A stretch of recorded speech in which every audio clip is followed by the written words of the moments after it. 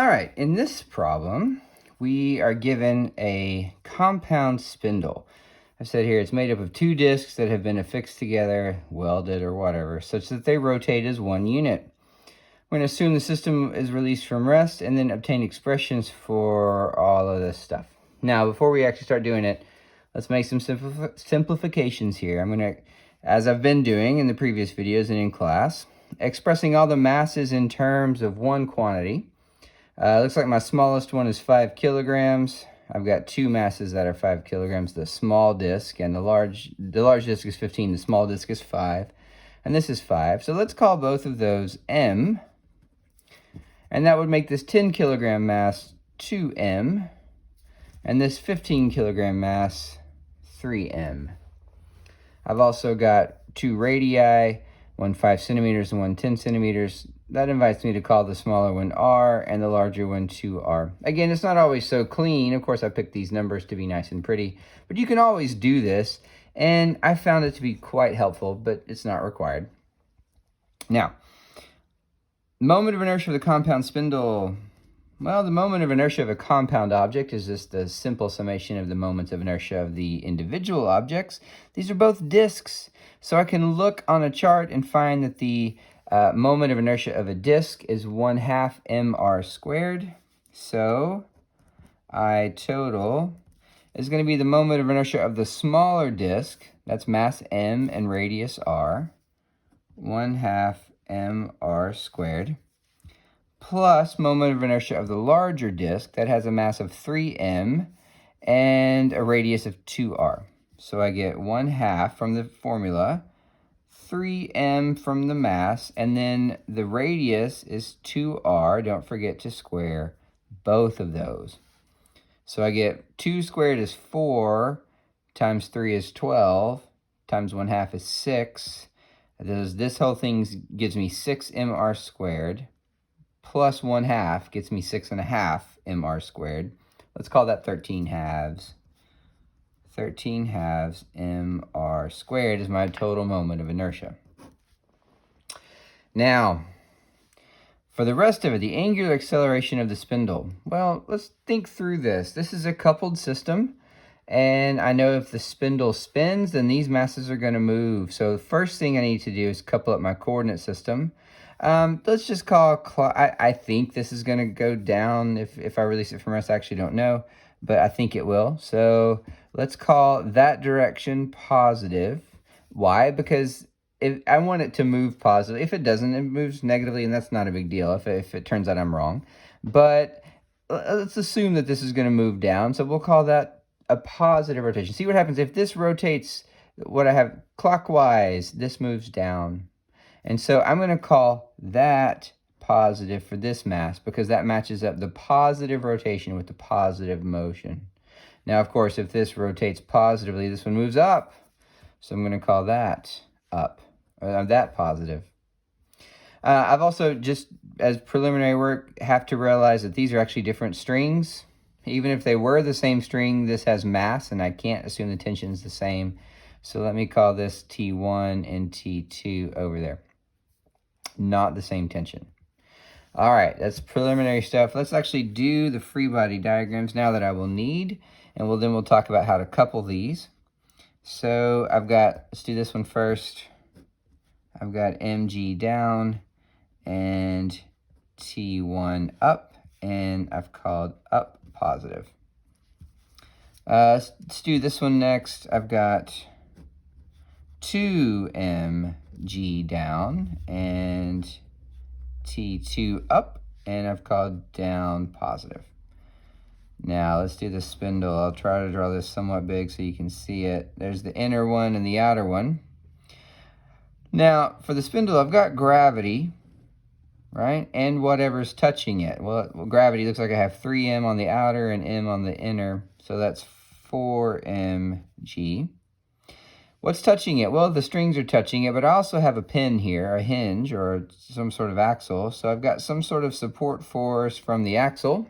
I don't actually know if this is right. I think I could probably make an educated guess and figure out that I've made at least one mistake here. But the point is, very often you don't know what this looks like, and you just have to guess, and then it comes out in the wash how right you were and how wrong you were. Sometimes, though, like in this case, we actually turn out not to even need that. I'll show you why in a second. Let's finish up. I've got T2 is applied here on the rim. That's right there. T2. T1, I did not leave myself much space. T1 is applied on the rim of the smaller disc, and that's right there. All right, so once I have this, let's talk about, well, okay, first, let's talk about why this one is not going to matter. I'm going to be summing up torques here. And as soon as I say we're going to sum up torques, your first question should be, sum them about which point? In this case, because this thing is going to rotate around this pin, I think the clever, most logical choice is to sum the torques about this pin. Well, the support force and the gravitational force are both applied at the center where the pin is, right? The support force because it comes from the pin. The gravitational force because I'm going to assume this thing is uniform and that gets applied at the center of mass, which if it's uniform is at the geometric center where the pin is. So remember, you can't open a door by pushing the hinge. No force applies a torque about its own point of application. So when I sum up the torques, these two forces don't actually appear. So I don't even care about this one. I put it on here to be complete. But, so let's run through Newton's second law here. I'm going to get sum of the forces is equal to ma. I'm not even going to put x or y because I've got so many cattywampus directions. And they're all moving one-dimensionally anyway, the two masses are. So the sum of the force here is going to be positive T1 minus mg gets me ma1, right? This is a different acceleration than I expect over here, so I need the subscript. This one, sum of the forces is equal to, well, I've got 2m now because this mass 2m, so I'm going to write 2ma. And what do I have? Positive, I've got 2mg minus T2 is equal to 2ma2. I need the subscript because these accelerations are different. Here, there's no linear motion, but there is rotational motion. Sum of the torques is equal to I alpha. We've already said that the support force and the gravity don't provide a torque, so I'm left with T1 and T2. We'll say I'll write T2 first for reasons will become apparent in a second, and then T1, and then that's going to be I alpha. Now, these are forces, not torques. To make them torques, I need to multiply them by the perpendicular distance between the point of application and the force and the point of summation. That's just a radius. It's easy to see here because I drew it big. Harder to see here, but it's still a radius. Different radius, but still a radius. Point of application is here on the rim of the disc. That's where the rope meets the disc. Point of summation is here, a radius away. So T2 is multiplied by 2r. I'll write that as 2r. And then T1 is just multiplied by the little r. Now, what about sines? Well, notice T2, if it acts by itself, is going to pull this thing such that it rotates clockwise. I've called that positive. I should call that positive here too. So T2 will pull this thing clockwise. That is a positive torque, which means T1 will pull it counterclockwise. I've defined that as a negative torque. That is opposite of the convention that we discussed in class, but just like with any sign convention, you are free to change it as you please, and I think in this case it makes sense to do so.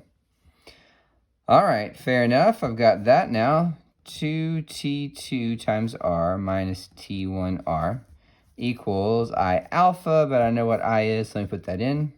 All right, 13 halves mr squared times alpha.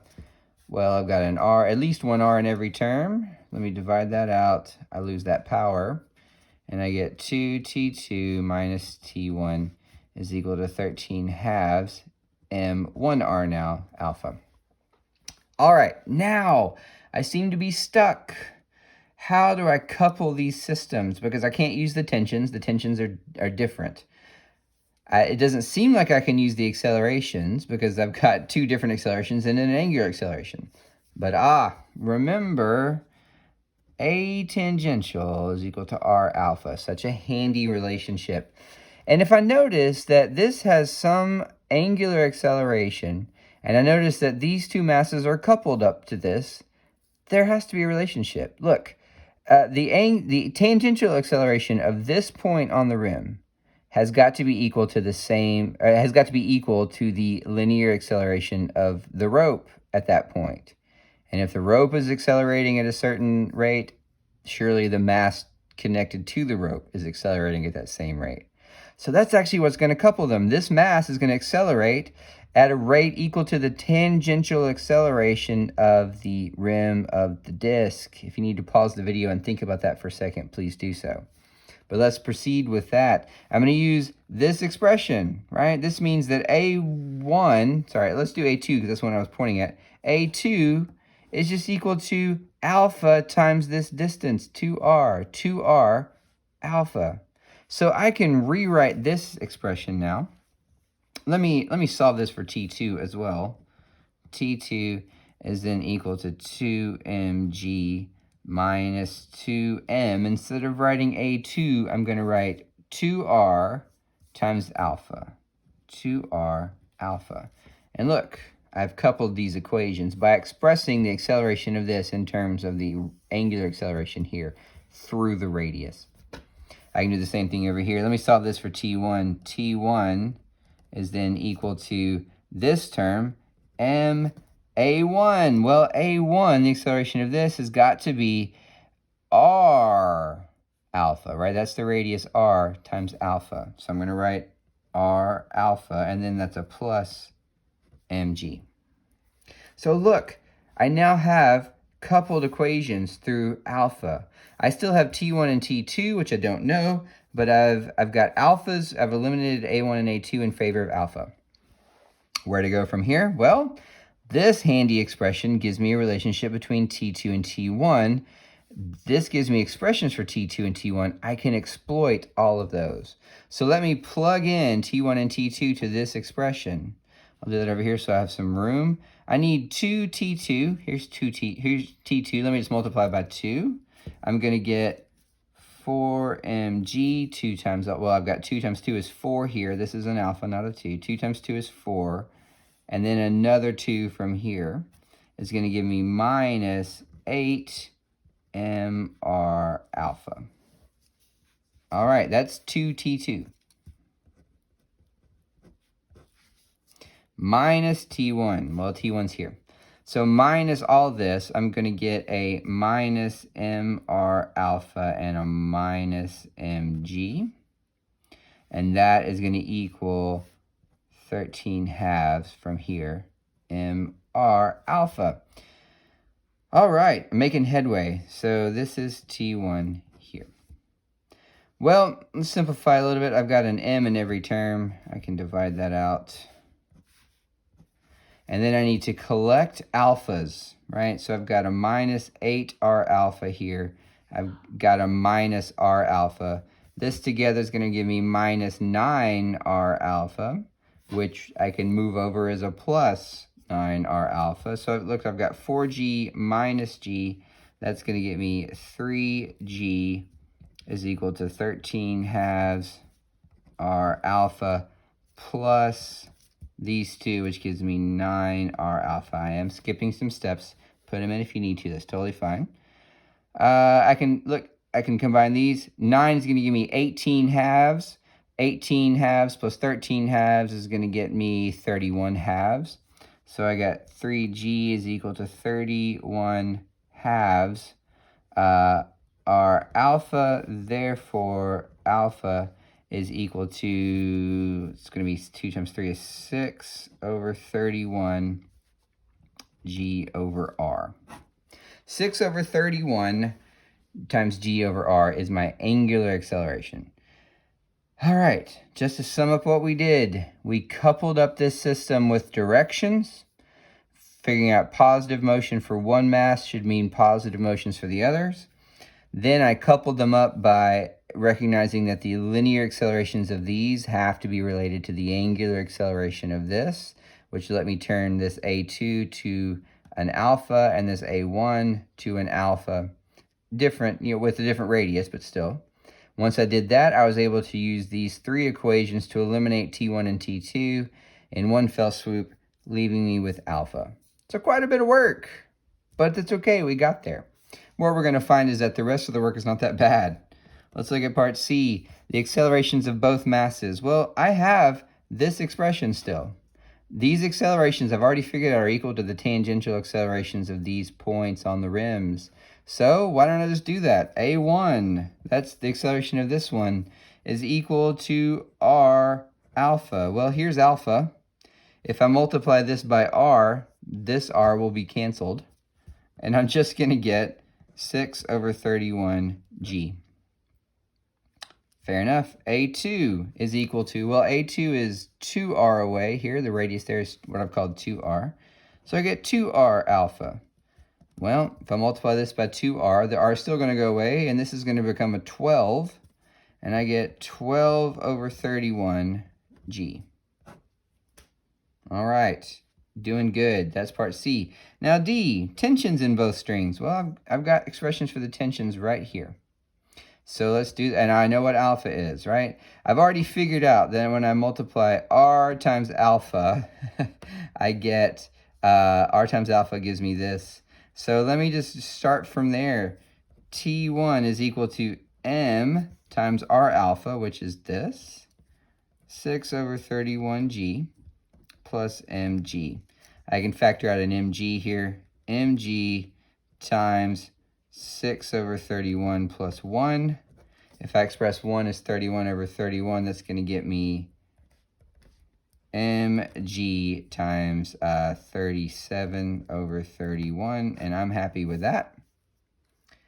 For T2, well, I've got T2 is 2mg minus 2m times 2r alpha. Well, here's 2r alpha right here. So T2 is going to give me 2mg minus 2m and then times 2r alpha, which is 12 over 31g. We factor out an mg is equal to mg times 2 here, minus 2 times 12 is 24, 24 over 31. I can express 2 as 62 over 31. 62 minus 24 is going to give me 38, unless I did that wrong.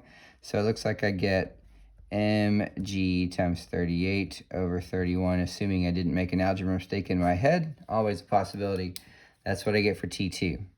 So the majority of the work came here. Once I got that, these just kind of fell out at me. Hope that made some sense.